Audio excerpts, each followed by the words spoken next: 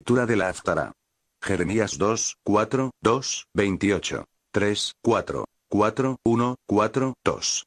Bendito seas tú, eterno Dios nuestro y Rey del universo, que escogiste buenos profetas y te complaciste en sus palabras, que fueron enunciadas con verdad. Bendito seas tú, eterno, que escogiste la Torá, a Moisés tu siervo, a tu pueblo Israel y a profetas de la verdad y de la rectitud. Oíd la palabra del Eterno, oh casa de Jacob, y todas las familias de la casa de Israel. Así dice el Eterno. ¿Qué injusticia hallaron en mí vuestros padres, que se alejaron de mí y anduvieron tras la vanidad y se hicieron vanos? Y no dijeron, ¿dónde está el Eterno, el que nos hizo subir de la tierra de Egipto, el que nos condujo por el desierto, por una tierra de yermos y de hoyos, por una tierra árida y con sombra de muerte, tierra por donde nadie pasa y donde ningún hombre habitó? Y os introduje en la tierra de campos y viñas, para que comierais el fruto de ella y el bien de ella. Mas cuando entrasteis contaminasteis mi tierra, y convertisteis mi herencia en una abominación. Los sacerdotes no dijeron, ¿dónde está el Eterno? Y los que se ocupaban de la ley, Sanedrín, no me conocieron, y los pastores, reyes, prevaricaron contra mí, y los profetas profetizaron en nombre de Baal, y se fueron tras de las cosas que no aprovechan. Por tanto, contenderé aún con vosotros, dice el Eterno, y con los hijos de vuestros hijos contenderé. Pues pasad a las islas de los Kitim, romanos, y ved, enviad a Kedar, Arabia, e informaos bien, y ved si jamás ha habido cosa semejante. ¿Acaso nación alguna ha trocado los dioses, aunque ellos no sean dioses? Mas mi pueblo ha trocado su gloria por lo que no aprovecha. Asombraos, oh cielos, a causa de esto, y horripilaos y pasmaos sobremanera, sintiendo la tempestad y la destrucción que les vendrá, dice el Eterno. Porque dos males ha hecho mi pueblo. A mí me ha dejado, fuente de aguas vivas, para cavar cisternas, cisternas rotas que no retienen las aguas. ¿Acaso Israel es un esclavo, o es acaso siervo nacido en casa? ¿Por qué pues ha venido a ser presa? Contra él rugieron los leoncillos, reyes, y levantaron rugidos y convirtieron su tierra en una desolación. Quemaron sus ciudades en el fuego, y no hay quien habite en ellas. También los hijos de Nof, Memphis, y de Tajpanjes, Taines, te quebrantaron la coronilla. Ciertamente esto te ocasionará el dejar tú al Eterno tu Dios, mientras que él te conducía por el camino. Ahora pues qué beneficio tendrás yendo por el camino de Egipto, para que bebas las aguas del Shihor, Nilo. ¿O qué tienes que ver con el camino de Asiria, para que bebas de las aguas del río, Éufrates? Tu maldad te castigará y tus rebeldías te reprenderán, para que sepas y veas que es cosa mala y amarga el haber dejado tú al Eterno, tu Dios, y el no estar mi temor en ti, dice el Eterno, Dios de las huestes. Porque de tiempo muy atrás he quebrado tu yugo y roto tus coyundas. Y tú dijiste, no continuaré transgrediendo la palabra de Dios, mientras que sobre todo collado elevado y bajo todo árbol frondoso, te echabas como prostituta. Y yo te había plantado con sarmientos de buena vid, todos ellos de semilla genuina. ¿Cómo pues te me has convertido en pámpanos degenerados de una vid extraña? Pues aunque te laves con nitro y uses mucho jabón, con todo tu iniquidad queda marcada ante mí, dice el Eterno Dios. ¿Cómo puedes decir, no he sido mancillada, tras los Baales no he andado? Mira tus caminos en el valle. Reconoce lo que has hecho. Eres una camella joven que anda ligera y que pervierte sus caminos. Asna montés habituada al desierto, que en el ardor de su apetito aspira el viento. En su celo ¿quién la detendrá? Todos los que la buscaren no se cansarán, pues en su mes, el último de su preñez, la hallarán. Guarda tu pie de andar descalzo, y tu garganta de la sed. Mas tú dijiste, no hay remedio, no, pues amo a los extraños y en pos de ellos me iré. Como se avergüenza el ladrón cuando es hallado, así estarán avergonzados los de la casa de Israel, ellos, sus reyes, sus príncipes, sus sacerdotes, de Baal, y sus profetas, de Baal, los cuales dicen al leño, tú eres mi padre. Y a la piedra, tú me engendraste.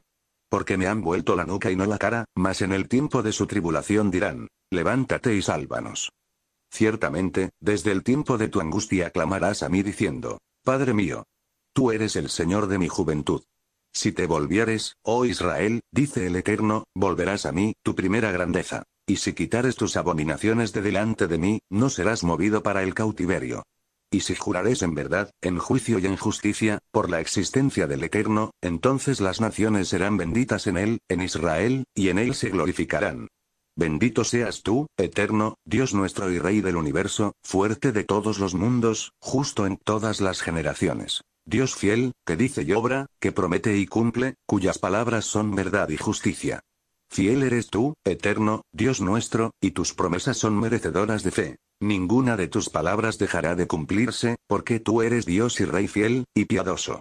Bendito seas tú, eterno, Dios fiel en todas tus palabras. Amén. Ten piedad de Sión, pues es el hogar de nuestra vida, y salva a esa ciudad afligida de espíritu, pronto y en nuestros días. Bendito seas tú, eterno, que alegras a Sión en sus hijos. Alégranos, oh eterno, Dios nuestro, con la llegada de Elías, tu profeta y servidor, y con el reinado de David tu ungido. Llegue pronto su advenimiento y haga regocijar nuestros corazones. No permitas que extraños se sienten en su trono, ni que otros hereden de su gloria, pues por tu santo nombre le juraste que su luz jamás se extinguirá. Bendito seas tú, eterno, escudo de David. Resumen de la parasá. Matot. Mosé enseña las reglas y restricciones que rigen los juramentos y los votos, y en especial, el papel del padre y del marido en el mantenimiento y la anulación de un voto. Los israelitas se enfrentan a Midian, matando a los 5 reyes midianitas, a todos los hombres, y a Bilaam. Mosé no ve con buenos ojos que se hayan tomado cautivas a las mujeres, porque fueron ellas las que indujeron al pueblo judío a que pecara. Mosé reprime a los oficiales. Se cuenta y distribuye el botín de guerra. Los comandantes le informan a Mosé que entre los israelitas no hubo ni una sola víctima. Presentan una ofrenda, que Mosé y Eleazar toman y colocan en el Ohel Moed, tienda de reunión. Las tribus de Gad y Reuben, que poseen grandes cantidades de ganado, le piden a Mosé que permanezcan donde están, y no crucen el río Jordán para ingresar a Israel. Le explican que la tierra donde se hallan actualmente es muy apta para que paste su ganado. La respuesta inicial de Mosé es que tal pedido va a desalentar al resto de los israelitas, y es equivalente al pecado de los espías. Ellos le aseguran que primero ayudarán a los demás israelitas a hacer la guerra y conquistar a Israel, y que recién después regresarán a sus hogares, al este del Jordán. Mosé acepta su pedido, a condición de que cumplan con su parte del trato. Masé. La Torá enumera los 42 campamentos que tuvieron los israelitas durante su travesía de 40 años, a partir del Éxodo, y hasta que cruzaron el río Jordán en su ingreso a Eretz Israel. Hasem ordena a los israelitas que expulsen a los cananeos de Eretz Israel y que demuelan todos los vestigios de su idolatría. Se advierte a los israelitas que si no dejan a la tierra completamente libre de cananeos, los que queden serán como espinas en los ojos, y aguijones en los costados. Se definen los límites de Eretz Israel, y se manda a las tribus a que separen 48 ciudades para los Leviim, quienes no reciben una porción normal en la división de la tierra. Se deberán establecer ciudades de refugio. Aquel que asesine en forma inintencional podrá huir a dichas ciudades. La Torá permite el casamiento entre las distintas tribus. Las hijas de Tselofhad se casan con miembros de su propia tribu, para que su herencia permanezca en su tribu. Así llega a su fin el libro de Bamidbar / Números, el cuarto de los libros de la Torá. Las 42 estaciones. Al comienzo de la Parashat Masei, la Torá enumera los 42 lugares donde acampó el pueblo judío en su camino a Eretz Israel. ¿Cuál es el motivo de esas 42 paradas en el desierto? Existe un concepto místico, según el cual el propósito de esos campamentos era para que los hijos de Israel liberaran y recolectaran las chispas de santidad que están atrapadas en la desolación del desierto. Cada una de esas paradas corresponde a una letra del nombre de Hasem, y al reunir las chispas de cada sitio, se revela un poquito más el nombre de Hasem, y su reconocimiento en el mundo. 3000 años más tarde, el pueblo judío sigue de viaje. 100 años acá, 200 allá. Por sus viajes por España, Inglaterra, China y América, el pueblo judío extrae y redime las chispas de santidad que están atrapadas por todo el mundo. Cuando acabe este proceso, el Masíaj, el ungido, reunirá a todo el pueblo judío, conduciéndolos a la tierra de Israel, y entonces volverán a oírse todas las canciones de santidad. Entonces, Hasem será revelado como el único Dios verdadero. Y su nombre estará completo. Ese día, Hasem será uno y su nombre, uno. Notas explicatorias. Voto al Eterno. La Parasá de Matot habla en su primera parte de los votos, promesas y juramentos.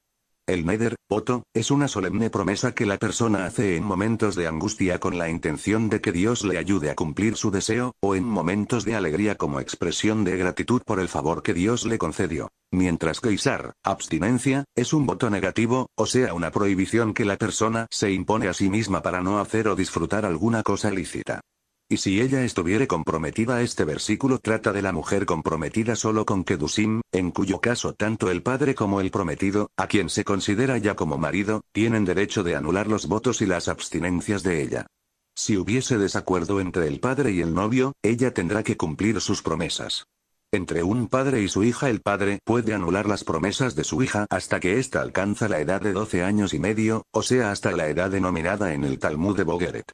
Esto cuando es soltera, pero siendo casada es el marido quien puede anular las promesas de su esposa. La anulación se hace pronunciando 3 veces las palabras Mufarlaj o Batellaj, que sea nulo lo que prometiste, o cualquier expresión que tenga un sentido análogo. En Shabbat no se pronuncian palabras de anulación de votos, y éstas se expresan con el pensamiento. La anulación solo es válida en el mismo día en que se oyó la promesa. El niño, a partir de 12 años y un día, y la niña a partir de 11 años y un día, siendo inteligentes y conscientes de lo que dicen, deberán cumplir sus promesas. ¿Cómo se anula una promesa? La persona deberá presentarse ante 3 hombres conocedores de la ley, estando por lo menos uno de ellos especializado en asuntos de anulación de nedarim, votos y promesas, o sea, que sepa qué promesas se puede deshacer y cuál no, así como el ritual para deshacerlas. Por otra parte, el Talmud nos dice que quien hizo una promesa soñando, deberá hacer su atará, desligamiento, en presencia de 10 personas, ver más detalles en el Shulchan Aruch, Ilhot Nedarim. A su encuentro al principio de este capítulo, verso 6, vemos que Moisés confió a Pinehas, nieto de Aarón, la tarea de conducir al pueblo a la batalla contra los midianitas. Preguntan nuestros sabios, si Dios ordenó al legislador que cumpliese esta misión, verso 2, ¿por qué delegó en otro? Y contestan recordando este antiguo proverbio, al pozo del que bebiste agua, no arrojes piedras.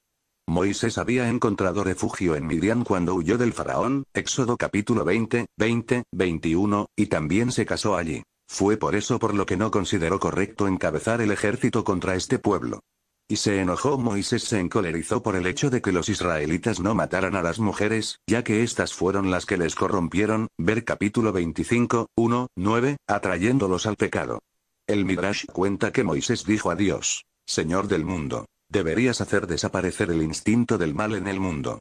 Y Dios respondió, ¿acaso no soy yo quien creó el instinto del mal? Yo hice el bien y el mal, yo mezclo en el hombre el ángel y la bestia. Sin el ángel, ¿qué sería la bestia? ¿Y sin la bestia, qué sería del ángel? Moab nació de la lujuria, pero Ruth nacerá de Moab, y el rey David de Ruth, y de David, el Mesías. Quiero que el Satán adversario exista para que el hombre lo domine y me rinda culto, pues dándole al hombre la voluntad de ser perfecto, le concedo el mérito de la perfección. Toda la congregación, los que no salían a la guerra, tenían, al igual de los que salían, el derecho de recibir su parte del botín. El patriarca Abraham fue el primero en dar este ejemplo cuando dijo, salvo solamente lo que los mancebos comieron y la porción que toca a los hombres que anduvieron conmigo, Aner, Eshkel y Mamre. Estos tomarán su parte. Génesis 14, 24. Aunque ellos no lucharon, tomaron cuenta de las pertenencias de los guerreros, ver Rasi. El rey David hizo lo mismo, pues dijo, porque igual parte ha de ser la de los que van a la batalla y la de los que quedan con el bagaje, que repartan juntamente. 1 Samuel 30, 24. El exégeta Malbim explica la razón de esto, diciendo, que la batalla no se gana por la fuerza de los soldados, sino por la ayuda y voluntad de Dios, que toma en cuenta el mérito del pueblo entero y no solamente de los que salen a la guerra. Por lo tanto, es justo que todos sean beneficiados de igual modo. No nos hagas pasar el Jordán. Nuestros rabinos condenan la conducta de los hijos de Rubén y de Gad por pedirle a Moisés y a los jefes de la congregación, antes de conquistar la tierra de Canaán, los territorios del reino de Sihón, rey del Emoreo, y de Og, rey de Basán, en la Transjordania. Los culpan por su impaciencia para tomar posesión de la tierra, olvidando su obligación paterna, pues mencionaron al ganado antes que a sus hijos, diciendo, edificaremos aquí corrales para nuestro ganado y ciudades para nuestros niños. Capítulo 32, 16. En el libro de los Proverbios, capítulo 20, 21, se lee, la herencia adquirida deprisa al principio, no será bendita al final. Esto aconteció con los hijos de Rubén y de Gad. Por haber amado mucho la riqueza, fueron los primeros en ser exiliados de sus tierras, según leemos en la Biblia, 1 Crónicas 5, 26. El Dios de Israel excitó el espíritu de Pul, rey de Asiria, y el espíritu de Tilgat-Pileser, rey de Asiria, que llevaron, primero Pul y más tarde Tilgat-Pileser, cautivos a los rubenitas, a los gaditas y a la media tribu de Menasé. ciudades para vuestras familias. Cuando los rubenitas y los gaditas se llegaron a Moisés y dijeron: edificaremos aquí corrales para nuestro ganado y ciudades para nuestros hijos. Verso 16, Moisés les respondió: edificaos ciudades para vuestros hijos y corrales para vuestro ganado. Estos dos versículos encierran diferentes principios. Los rubenitas y gaditas pensaban que primero tenían que asegurar la firmeza y estabilidad económica de su comunidad. Querían organizarse pecuniariamente, dejando en segundo lugar lo que atañe a sus hijos. Esto mismo ocurrió con muchas de las comunidades judaicas en la diáspora, las cuales se ocupaban en primer término de su bienestar material, olvidando la parte espiritual. Construyeron primero, al igual que los rubenitas y los gaditas, corrales para sus rebaños, pensando en sus bienes materiales y descuidando la educación espiritual de sus hijos. Pero de la respuesta de Moisés, verso 24, inferimos que su doctrina se opone a la manera de pensar de aquellos. No debemos ni siquiera por un momento desatender la educación religiosa de la nueva generación. Y los hijos de Rubén. El Midrash nos da una imagen negativa de las tribus de Rubén y de Gad por su falta de amor a Eretz Israel, y nos dice que muchos renunciaron a causa de sus riquezas a establecerse allí, quedando en la diáspora, con lo que sus destinos fueron semejantes a los de estas dos tribus. La media tribu de Menasé. El exégeta Rambán explica de qué modo la media, una gran parte de la tribu de Manasé entró en esta repartición junto a los rubenitas y gaditas. Esta tribu no había pedido nada, ni tomó compromiso de combatir hasta el establecimiento de las demás tribus en la tierra de Canaán.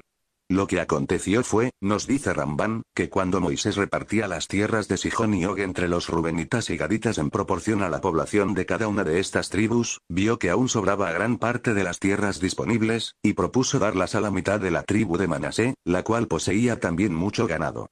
Fue así como ésta aceptó dichas tierras y asumió los mismos compromisos que los rubenitas y gaditas. Las jornadas. Jornadas o viajes alude a las diferentes etapas de la travesía por el desierto hacia la tierra prometida. En sentido metafórico, alude a las diferentes etapas de nuestro viaje por la vida. También alude a los viajes que elevan a la persona a través de la observancia de la Torá y las mitzvot. Al otro día de Pesaj. Es decir, que salieron el 15 de Nisán del año 2448 contando desde la creación. Como referencia vale decir que el año 2000 del calendario gregoriano corresponde al año 5760 de la creación. Tomando la diferencia cronológica entre ambos calendarios y trasladándola a aquel punto de la historia, podríamos afirmar que dicho año 2448 de la creación fue el año 1313 antes de la era común. Sin embargo, dicho procedimiento no se puede aplicar sistemáticamente, ya que debido a los diferentes calendarios que estuvieron vigentes en las diferentes épocas, el resultado sería incierto. El mes de Nisán ocurre generalmente entre los meses de marzo y abril. Acamparon en Sucot. Antes de que los israelitas entrasen a la Tierra Santa, Moisés enumeró los lugares en que acamparon durante su travesía por el desierto. Esta recapitulación era para hacer recordar la bondad y el amor de Dios para con su pueblo, pues en todo lugar donde éste posaba no le faltaba la asistencia divina. Si contamos estos lugares, vemos que son 42. Por otra parte, leemos en la Torá, Éxodo 3, 14, que Dios había dicho a Moisés: Eye seré el que seré. Esta repetición de la palabra Ye, cuyo valor numérico suma 42, señaló desde entonces que Dios estaría con el pueblo también en las 42 peregrinaciones del desierto, así como en otros lugares y aún bajo el dominio de otras naciones. Berajot 9. El viaje de nuestros antepasados en el desierto se asemeja de cierto modo al viaje de la vida del hombre sobre la tierra. Enumerando las diversas etapas y lugares de este viaje, la persona debe grabarlos en la mente para no repetir los mismos errores. Feliz es el hombre que puede recapitular su pasado y hallarlo sin mancha. Este sí podrá felicitarse de haber llegado a la meta deseada, y con la conciencia tranquila. Sucot significa refugios. El lugar se llama así en alusión a que fue aquí donde las nubes de gloria Anané-Acabot comenzaron a proteger al pueblo en su trayectoria al desierto. Pasaron por medio del mar. El mar que atravesaron sería el Mar Rojo. O según otra opinión, sería el Mediterráneo. En Alush. Aquí en Alush, habría comenzado a caer el maná, un mes después del éxodo. Esto habría sido el día en que llegaron a este lugar, el 15 de Iyar del año 2448, jueves 24 de abril de 1313 antes de la era común. Acamparon en Refidim. Llegaron a Refidim el 23 de Iyar del año 2448, viernes 2 de mayo de 1313 AE. Aquí en Refidim tuvo lugar el enfrentamiento con los amalequitas. Refidim significa débiles en alusión al debilitamiento espiritual del pueblo, por el cual se convirtieron en blanco ideal para ser atacados por el enemigo. Desierto de Sinai.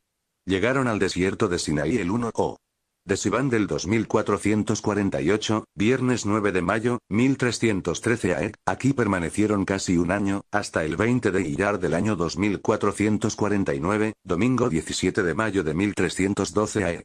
Kibrot Ataaba. Kibrot Ataaba significa entierro de la codicia. Acamparon en Hatserot.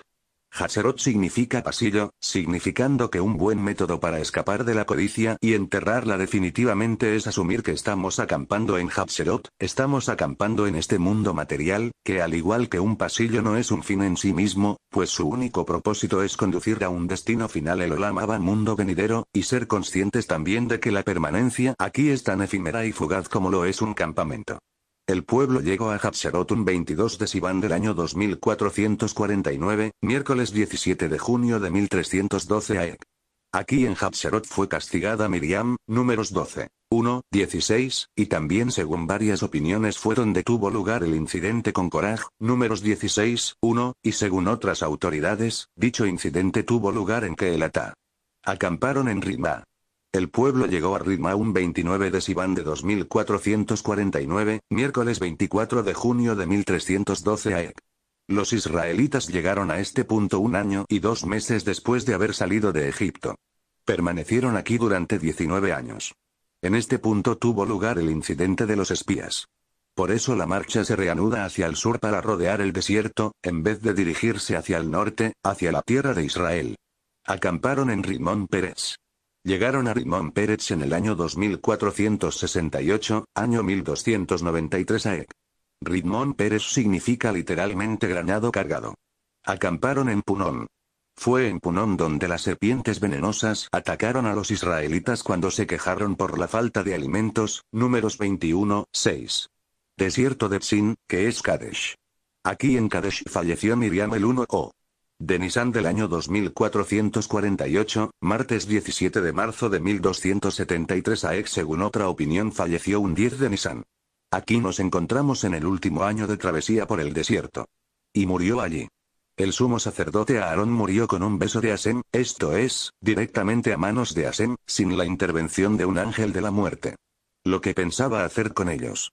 Dios ordenó a los israelitas por intermedio de Moisés, expulsar a los moradores de la tierra de Canaán, pues de lo contrario serían para ellos como clavos en sus ojos y como cerca de espinos en sus costados. Capítulo 33, 55. En otros lugares, la Sagrada Escritura menciona más razones que justifican la expulsión de estos pueblos. La tierra está contaminada, por tanto revisé sus iniquidades sobre ella, y la tierra vomitó a sus moradores. Levíticos 18, 25. Porque todo lo que el Eterno aborrece hicieron ellos a sus dioses. Pues aun a sus hijos e hijas queman en el fuego a sus dioses. Deuteronomio 12, 31. Los habitantes de Canaán tenían, como vemos, costumbres abominables. Por causa de estos hábitos, Dios mandó desterrarlos de la tierra, a fin de que los israelitas no fuesen inducidos por ellos, y si ello aconteciese, Dios haría con ellos más tarde lo que pensaba hacer con los moradores de Canaán, pues él quería instaurar un estado basado sobre un nuevo concepto de la vida, sobre la idea del monoteísmo y ética de la Torá. Por ello ordenó extirpar la idolatría en todas las maneras y formas que ésta pudiese adoptar. Hasta el monte Or, monte Or.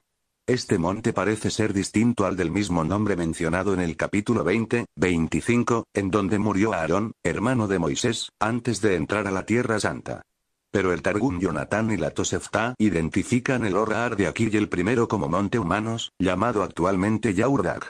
Esta será vuestra tierra. La razón principal por la cual la Escritura Sagrada da aquí los límites de la Tierra Santa, es porque muchos de los mandamientos de la Torá se aplican exclusivamente dentro del territorio de Israel.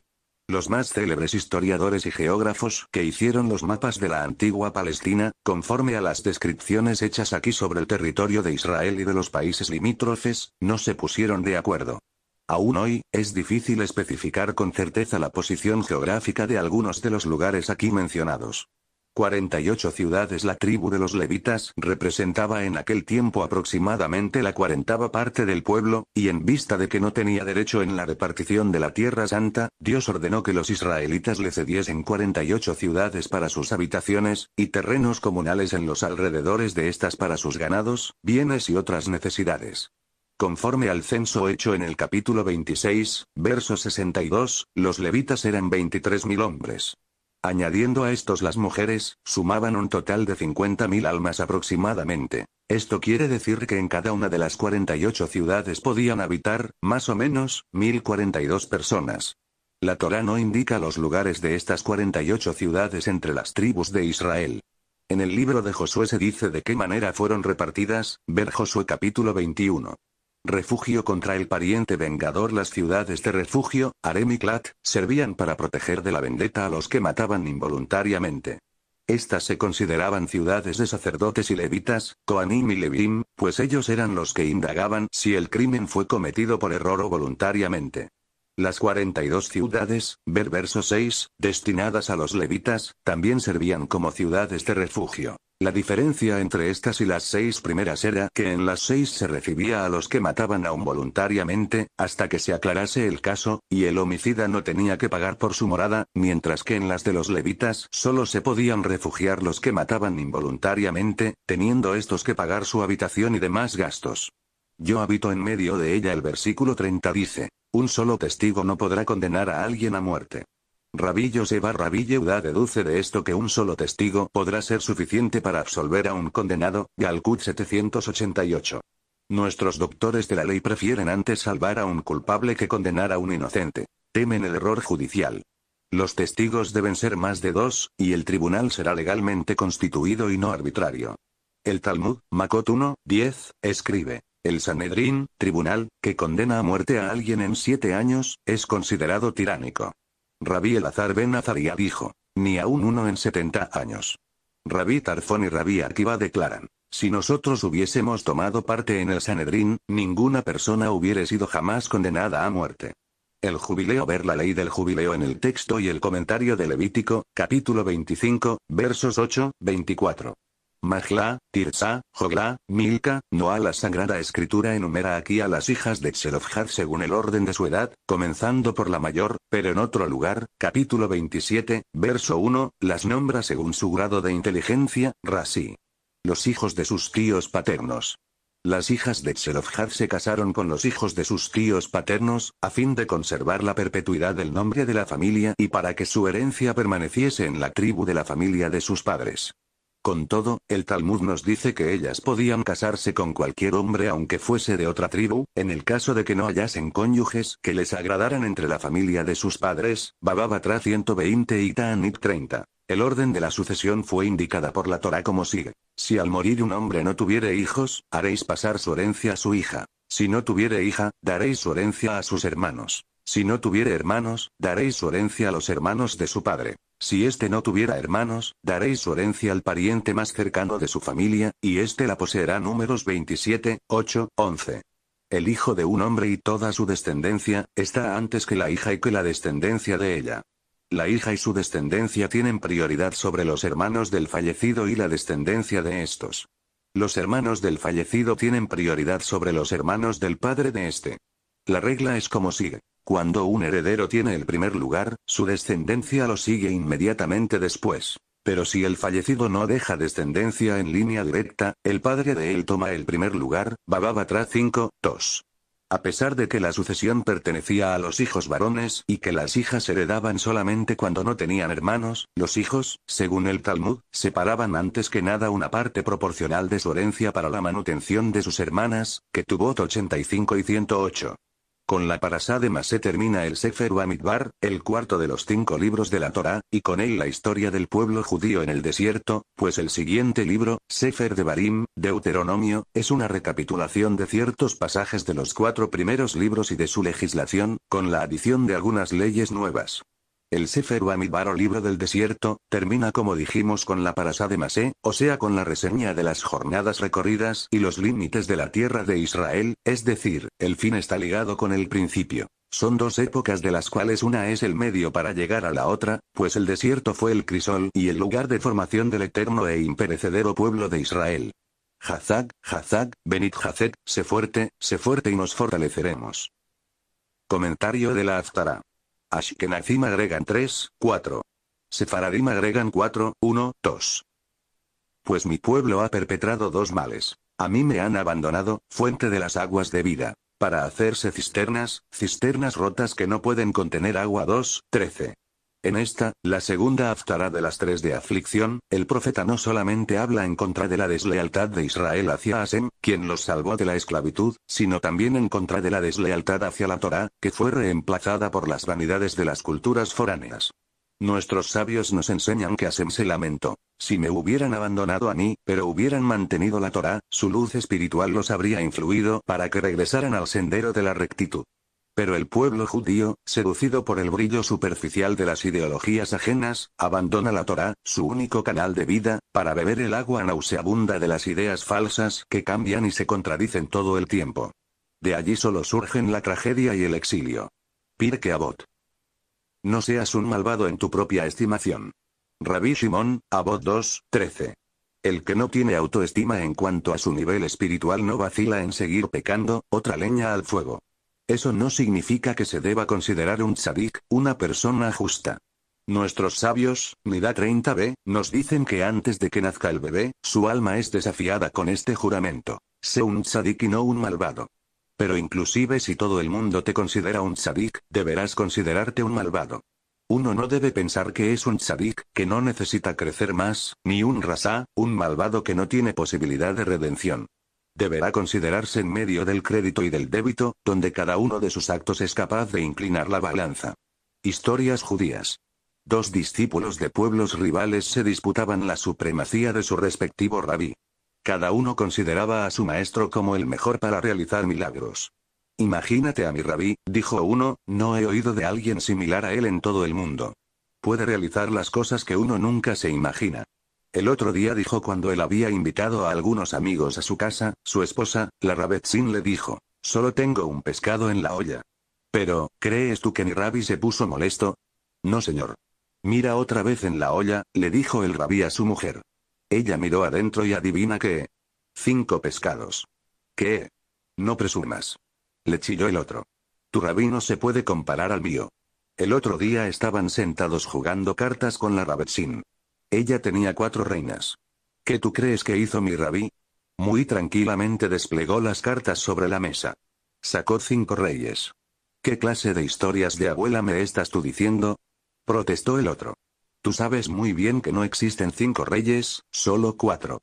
Te diré, que, entonces. Hagamos un trato. Tú sacas un pescado de la olla de tu Rabetzin y yo tiro lejos un rey de las cartas de mi rabí. Eliyahu Bayona ben Yosef, Cuentos y leyendas judías. Promesas de Hasem. Jeremías. 1, 5. Beterem etzorjaba beten yedatija u beterem texem erejemitrashtija navilagoyim netatija. Antes de que yo te formara en el vientre, te conocí. Y antes de que salieras del vientre materno, te consagré y te constituí profeta para las naciones. Escrito y recopilado por Rabino Yaakov Asher Sinclair, de la organización Orso Mayach en Jerusalén, editado por el periodista y maestro Eliyahu Bayona ben Yosef, director de la organización Shalom Haverim de Monsey, New York.